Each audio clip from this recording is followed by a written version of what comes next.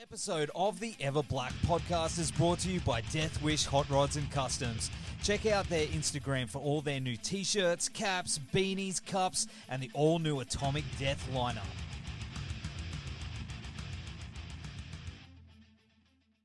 Hey, this is Trevor Sternad from the Black Dahlia Murder here, and you're listening to the Everblack Podcast. Hey, humans, Skull, this is Odorous from Guam. Going to the Fear Factory. This is George Corshunter Fisher. This is Gas from Delegate. This is Wade from Our Last Enemy. Mike Nick from Suicidal Tendencies. Hey, this is Wednesday 13. This is Rex from Kill Devil Hill. This is Gary from Sepultura. You're listening to Everblack Podcast.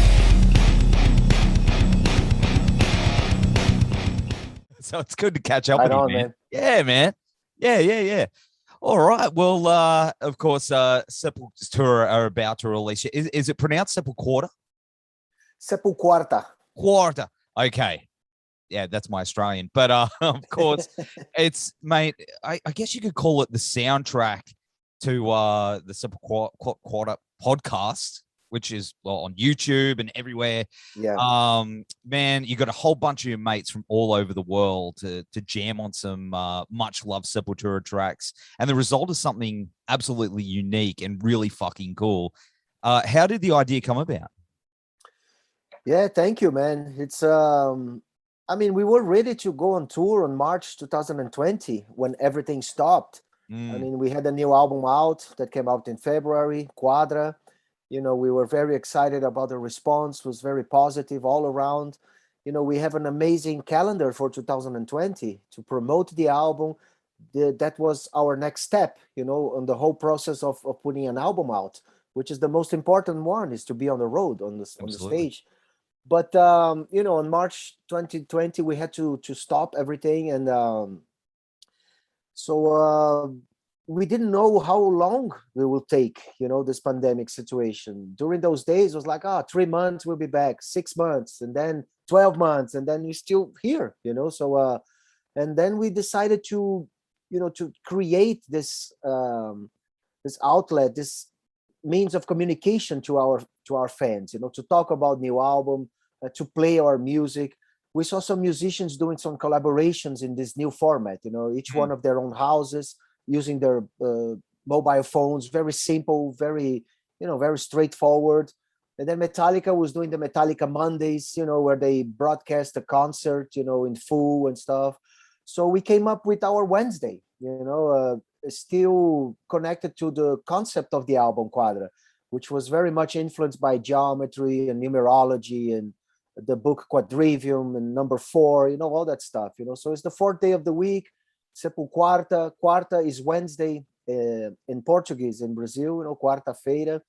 And then that event, it really kept the band alive, you know, working, because we didn't have the shows, we didn't have the dressing room, the tour bus, you know, the places that we are a band as well, talking to each other, creating ideas and etc. You know, so SepulQuarta came about. And we didn't plan really to make an album out of it. You know, it was not our intention to make an album. It was just to do every Wednesday, to create this interaction with the crowd. We start calling our friends, you know, to be a part of it. And in the end, we have an album out. You know, it was great. And I guess also kept you guys in touch too, would you say? Oh, yeah, definitely. Get everyone hanging out, you know, which is important, especially. I know you're not all in the same area, are you? No, Derek actually was in Los Angeles, and we are here in Brazil. Myself and Eloy, we live in the same city, but it's São Paulo. You know, it's a huge city. We live in different parts of the town. And Paulo is in Belo Horizonte, which is the town that Sepultura came from, you know, which is kind of north of São Paulo. There you go. Well, as you mentioned before, you know, you've got a bunch of great guests on the album. You've got Devin Townsend, Matt Heafy, Danko Jones, Rob Cavestany, Scott Ian. You know, a ton of great guests, but you know, they all just knocked it out of the park, man. And it just sounds incredible. Did you just start with just calling them up and just being like, "Hey, bro, come hang out on Wednesday"? Basically, yes. You know, I have to say it's a privilege. You know, we have to know so many great people around the world, great musicians. Yeah. We basically, the majority of them, we toured together. You know, so touring together, you spend every day and on stage and off stage and stuff, and you create bonds and friendship around. And between us four, you know, we know a lot of people with our own experiences and travel, especially festivals, you know, where we play with a lot of different bands with different styles. And the backstage is amazing because you talk to those people, you know, the musicians, roadies, whatever, you know. So exactly like that, we just call them, you know, hey, we're having this event, you know, every Wednesday we are performing Sepultura's music, and you know, we thought about you doing this or doing that. Do you have a suggestion? You know, it was very open. It was not like a general rule, you know, we take the song and you do like that. No, it was very freedom. You know, we wanted to make them really do their performance, like Danko Jones, for instance. You know, it was a total freedom. I mean, he did the way he wanted to do it, you know, on his own style and his own way. And it's great, you know, it's really different because we have the album, we have our show, but it's great that we have this opportunity to do this. And it's not either live or the studio, you know, it's this very unique I don't know, process of doing things that it's new, that only the pandemic really made that possible, you know, because everybody had their own houses and we kind of use technology in our favor, you know, and it really worked out great. I mean, the album sound great, you know, we didn't do any overdubs to put on the album. Everything that was, you know, went on air on the SepulQuarta is there, but of course, remixed and remastered and, you know, properly for an album, but the performance are the same. You know, it's great. And you got Devin Townsend, who sounds absolutely amazing on Mask. Man, fantastic. And that solo and just the two, mate, and that scream, his signature scream, the two worlds together is something that's just I think Devin incredible. Devin really represents what the spirit of the SepulQuarta event and the album. You know, it's very spontaneous. It's very spontaneous. At the end, it's like, ouch! You know, really feeling, you know, the metal and stuff with that, you know, face. And it's really funny, you know, but it's really spontaneous. That's what it was all about. You know, we were just jamming, really, without thinking too much, you know, especially because we weren't thinking about doing the album. That's very important to mention because we didn't think about a set list or, you know, we used the opportunity to play side B's and side C's of our music, like, you know, Hatred Aside or Apes of God and Vandal's Nest, you know, songs that we don't play that much live or we never played live. So, you know, it was really fun. It was great. All the guests were very professional, very positive. You know, they really made that an amazing experience for all of us. You know, I'm so glad that we were able to have this album out of it, you know, that to really represent this era, you know, that we're going through. It's really special. And you got Phil Campbell jamming on Orgasmatron as well. I mean, dude, that's man, I don't care who the fuck you are, man. Like there's something about that riff. It's so simple, but it's just like but I mentioned this to him when I spoke to him. I was like, man, that riff is so simple, but you just can't help but lose your shit when you hear it. Hey, I know, it's crazy. It's really, that's what impacted us, you know, when we saw Motorhead actually for the first time in Brazil, and they played Orgasmatron with that green light, you know, coming from under Lemmy's face and stuff. It was very heavy, very powerful, and that inspired us to do that song. And we closed the album with Orgasmatron with the Motorhead there with us. You know, Phil is a brother of ours, a great friend. And it was his first album with Motorhead as well, you know, Orgasmatron. He co-wrote the song, and all around, you know, it's so special. It's the only non-Sepultura song on the album, but it's almost like our adopted song, you know, from Motorhead. It's almost like, you know, it's very connected to our history, and it's one of our most known versions that we did, you know, in our history. So very, very special, and to have Phil Campbell with us, you know, on that song. It's funny because I heard your version of it before I heard Motorhead when I was really young. I heard your version, and went back. You know what I mean? So that's what I knew. You know, a lot of people, especially here in Brazil, because Orgasmatron was the first Sepultura song that went on the radio on normal rotation. You know, it was like a Orgasmatron fever that happened after Rock in Rio, and the radios Wow. in Brazil and stuff was great. And like you said, a lot of people heard that song for the first time with Sepultura. Did Lemmy ever give you any feedback on it? Yeah, man, we jammed that song. He joined us on stage, I think twice, one in Belgium, and some other time that some on tour when we toured together. And I played with them as well, and going to Brazil and Orgasmatron and Overkill, and we did one of the best tours in our career in 2004, Motorhead and Sepultura in Europe. We played Hammersmith Odeon together. It was a dream, coming true. No Sleep Till Hammersmith, one of my favorite albums ever, and Lemmy, yes, I mean, he always, he was Lemmy. I mean, he didn't have to say anything. That's right. Hey, you just go Lemmy. Yeah, it's like It's just Lemmy. he was just there. That's what I have here all the time with me, like approving everything I do. That's nice. I like that. Hey, Lemmy, is that a good riff? And I just looked at it as yes.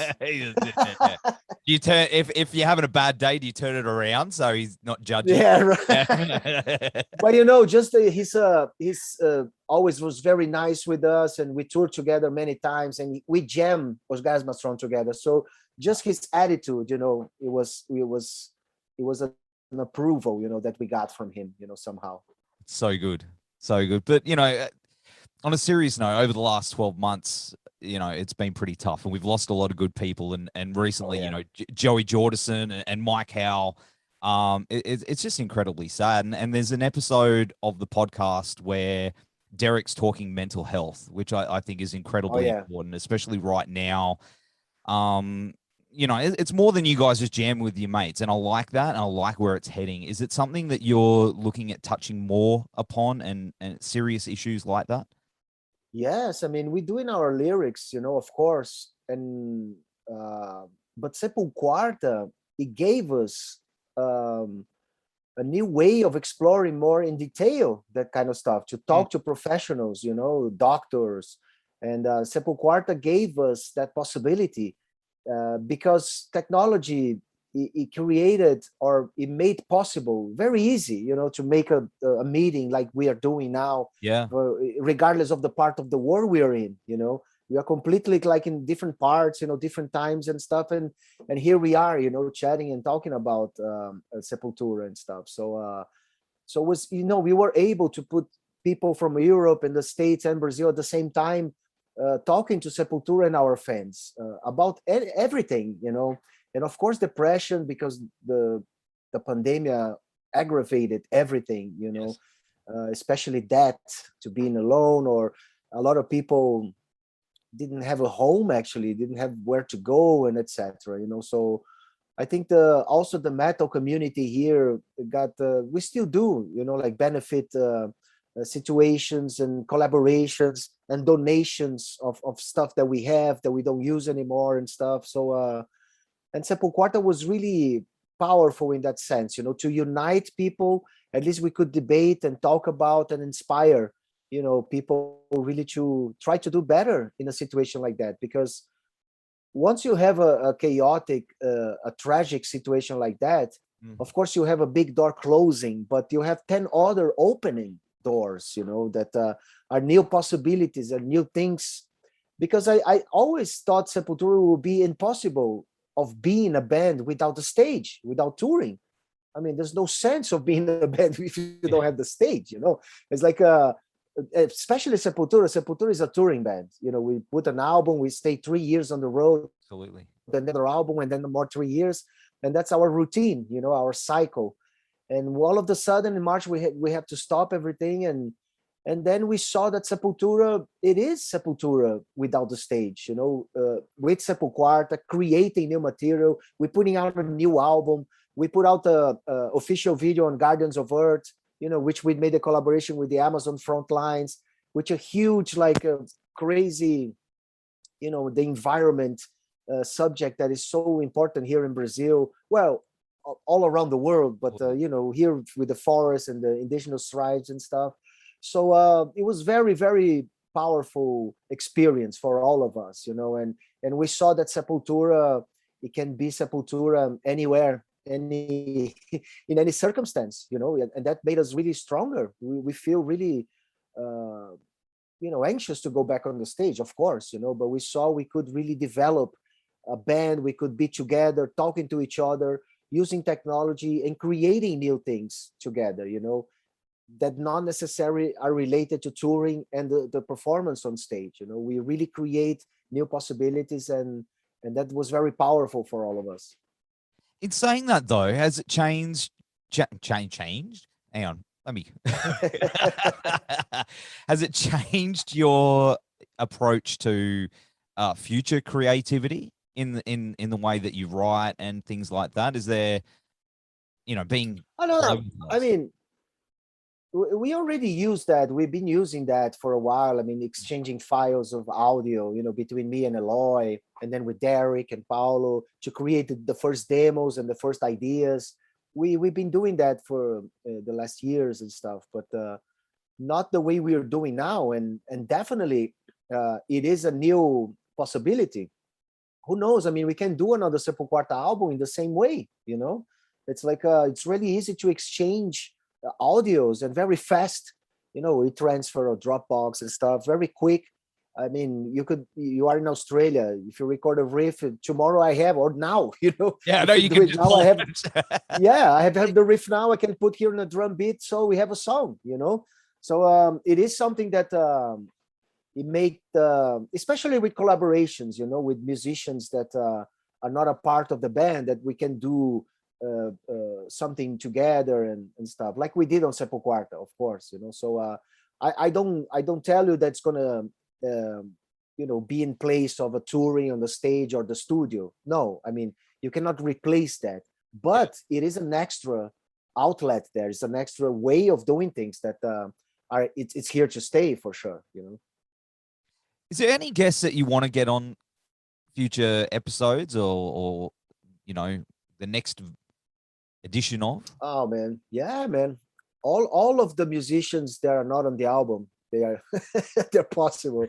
It's like I have to say it again, it's a privilege that we know so many different people. After all, it's like 36, 37 years on the road, 80 countries, that we visited so far, touring and retouring and revisiting and going new places and stuff, so there's a lot of people out there that we love to make a jam that we did already that are not on the album.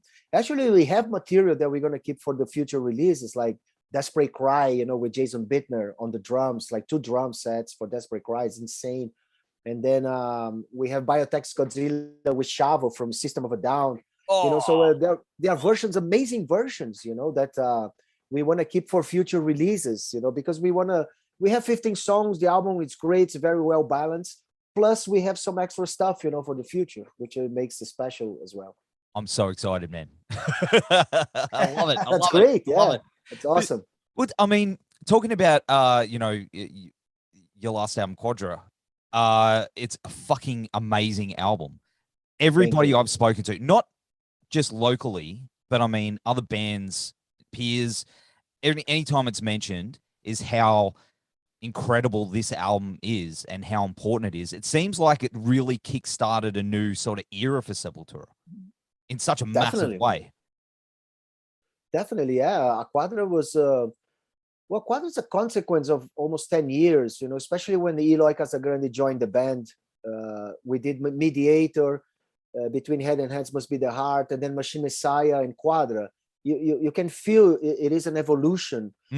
That we are knowing each other better, touring together, and Eloy is developing even further, and we growing together as well with him. I think he is very inspiring, the way he plays the drums, the way he can do anything with the instrument, and that's very inspiring for a composer, for a guitar player, to write crazier stuff, that we can try out and experiment things. That's very cool. That's very alive. That's very something that it took a while to get to that level of Quadra, because you cannot really forge or create something out of nothing. It was really like a process of really building and And Quadra, it's very well balanced. I'm really proud, and it's just frustrating that we didn't have a chance yet, to jam and to play live that album, because that's the next step that we are waiting so much, but nevertheless, it's a fucking, it's great that it's still there, powerful, a lot of people still talking about, and people are anxious to see the shows and stuff. So that's very motivating for us. It's great. People love it. I love it. Yes. Man, it's one of those things. Like, I remember when it dropped, man, my best mate was he calls me up, and he never calls. He just he's like, "Holy fuck, man, have you heard this new Seps album?" And I was like, "Yeah, man." He's like, "Oh, fucking."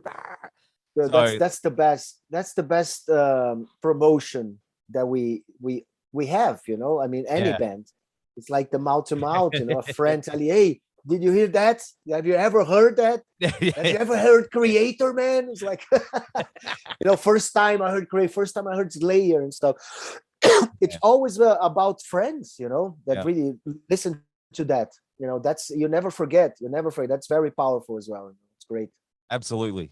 And I mean, you're, I know it's slowly starting to come back together with touring and stuff. And I know you've got some dates booked for 2022. And I know that's a little while off. Are you doing anything earlier than that? I couldn't see anything earlier than. We have in Europe now, November, December. At the end of the year, we have a tour. We're still working for that to happen. Of course, it doesn't depend only on us, like governments and borders and visas and vaccines and all that, So we're getting ready. I mean, we are ready to go on the road. We have the show, in place, and of course, we just need to go back and practice a little bit and get ready for the rhythm.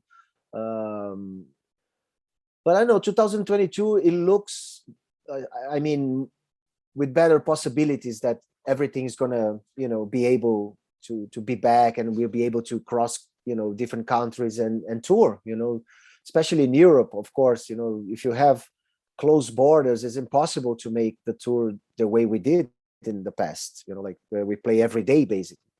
But day by day, we're learning about the changes in laws and vaccines and what's going on in the world. And like I said, we're ready and anxious to go back, So hopefully this tour in the end of the year in Europe happens. I don't know, still everything's kind of confusing, not uncertain, but I hope, and I still hoping, 2022 will be much more positive, that we'll be able, to go out and play. And come back to Australia. Oh yeah, man. One of our favorite places in the world. Well, it's funny, man, because like you played in Byron Bay, and I was like, which is that way. I made the trip down. Yeah, and I was like, "You're playing Byron?" I was like, no one ever plays Byron. And I was like, I mean, it's over the border for me, but we all piled in the car after work because I was working closer to the border. And it was one of the best fucking shows I've ever seen in my life. Like, people still talk about it. Yeah, I mean, one of the shows that you don't expect, I mean, because of the place or something. And that's even better, because when it happens, something really new and special. Yeah. It was insane. It's like awesome. Sepultura playing. It was the surfing, right? You were down there for the surf? No, I wish I could surf. I'm a terrible surfer. Actually, Paul is I think Derek maybe. I know Igor. Igor was a good surfer. Yeah. When we went on places like Indonesia and even on Australia, yeah, he went many times for surfing, and we have some professional surfer friends that love Sepultura and stuff. It was really cool, man. I mean, I love the sport, but I don't dare, I'd rather stay on the beach. Yeah, see, I'm the same. I live on the Gold Coast, if you know the Gold Coast very well. Oh yeah, fuck, man. And I don't go in the water, man. I'm complete. I might as well have a neon sign for sharks. Because I know. Like, there are a few beaches in Brazil that you cannot go in the water because of sharks, especially in the northeast of Brazil. really? Yeah, Recife. It's really dangerous. And I know in Australia, of course. But yeah, I mean, I'm a sand guy. Yeah. The sand people from Star Wars. Yeah. Hey, there you go. Hey, that's the first for this idiot. Hey, I'm putting that down. That's going. I'm a big Star Wars dude, so I don't know if you Oh, can me do it. too, man. I Yeah, love it. mate. Oh yeah. Down that rabbit hole, man. I mean, I'm 50. I'm 52 years old. You know, when I was 9, was 1977, and I went to the movie theater by myself. Was my first adventure by myself. And imagine 9 years old. Of course, was pretty close to my house. Was a walking distance, but still, you know, was my first lonely adventure to go to the movie theater, and it was for Star Wars. You know that. You know, I mean, imagine a 9-year-old boy watching that for the first time. You know, the sounds and the visual and the story behind, you know, planets and spaceships and stuff was amazing.